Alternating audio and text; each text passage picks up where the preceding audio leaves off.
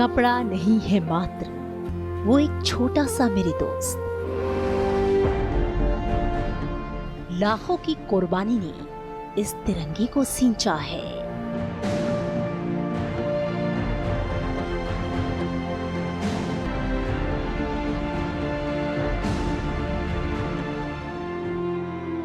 मैं तिरंगा हूँ, मैं भारत हूँ, मैं ही आजादी हूँ, मैं देश की धड़कन हूँ, मैं हर भारतीय का दिल हूँ, मान हूँ, सम्मान हूँ, मैं बाइबल हूँ, भागवत का श्लोक हूँ, आयती कुरान का आलोक हूँ, वेद की पावन ऋचा का ज्ञान हूँ। मैंने धर्म और कर्म की हर राह का मान बढ़ाया है, पूरे भारत को भारतीयता की सूत्र में पिरोया है। मैं देश का जय हूँ, जय जयकार हूँ, मैं विजय हूँ, मैं तिरंगा हूँ।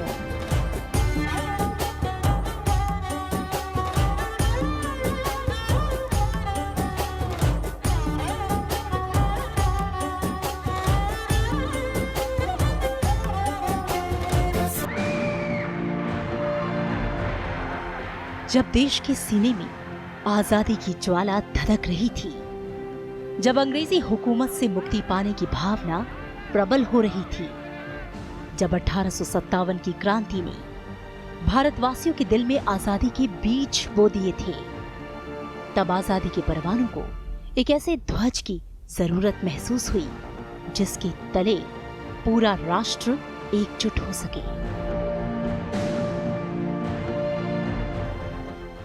दुनिया के हर स्वतंत्र राष्ट्र का अपना एक झंडा होता है जो उस देश की स्वाधीनता का प्रतिबिंब होता है।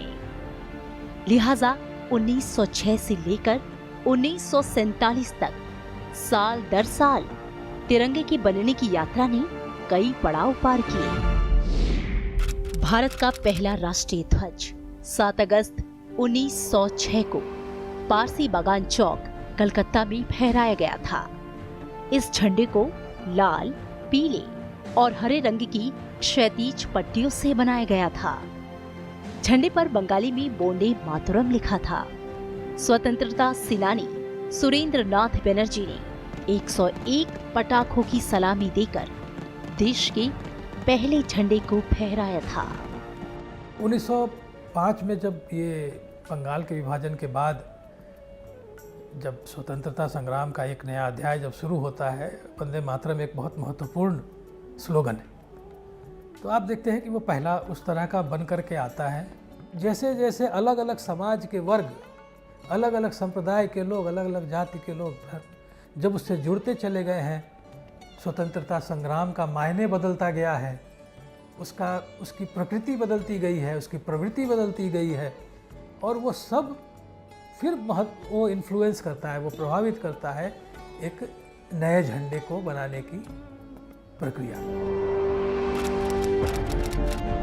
22 अगस्त 1907 झंडे का रंग बदल गया। इस झंडे को मैडम भीकाजी रुस्तम कामा ने जर्मनी के स्टटग्रेट में फहराया था, जो किसी विदेशी भूमि पर फहराया जाने वाला पहला भारतीय झंडा था। ध्वज को सामूहिक रूप से मैडम भीकाजी कामा, विनायक दामोदर सावरकर और श्यामजी कृष्ण वर्मा ने डिजाइन किया। भारत के राष्ट्रीय ध्वज को डिजाइन करने में स्वतंत्रता सेनानी पिंगली वेंकैया का सबसे अहम योगदान रहा। पिंगली वेंकैया ने सन 1916 में नेशनल फ्लैग मिशन की स्थापना की और राष्ट्रीय ध्वज को रंग रूप देने का काम शुरू किया। साल 1917 कोलकाता में हुए एक अधिवेशन ने भारतीय स्वतंत्रता आंदोलन को एक नया मोड़ दिया। उसका साक्षी ये ध्वज रहा।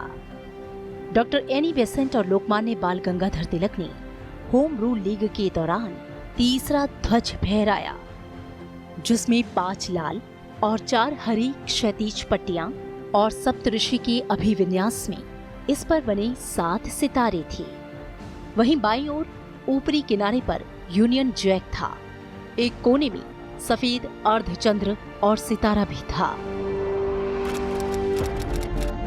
इधर नेशनल फ्लैग मिशन की स्थापना के बाद पिंगली वेंकैया ने 1916 से 1921 तक 30 देशों के राष्ट्रीय ध्वजों पर गहराई से शोध किया और 1921 में कांग्रेस के सम्मेलन में उन्होंने अपना डिजाइन किया हुआ ध्वज पेश किया।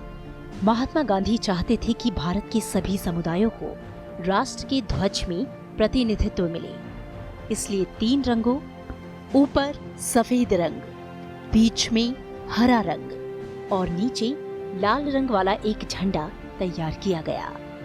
सफेद भारत के अल्पसंख्यक समुदायों का, हरा मुसलमानों का और लाल हिंदू और सिख समुदायों का प्रतिनिधित्व करता था।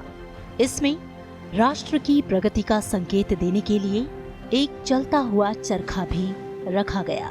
कांग्रेस कमेटी ने इसे अपने आधिकारिक ध्वज के रूप में स्वीकार तो नहीं किया, लेकिन भारत के स्वतंत्रता संग्राम में इसे राष्ट्रवाद के प्रतीक के रूप में व्यापक रूप से इस्तेमाल किया गया। 2 अप्रैल 1931 कुछ लोग झंडे की सांप्रदायिक व्याख्या से खुश नहीं थे, लिहाजा एक नए झंडे को डिजाइन किया गया। पिंगली वेंकैया ने एक बार फिर देश के लिए नया झंडा बनाया, जिसमें 3 रंग, सबसे ऊपर केसरिया, बीच में सफेद और सबसे नीचे हरा रंग था। झंडे के केंद्र में चरखे को रखा गया, जो नीले रंग का था।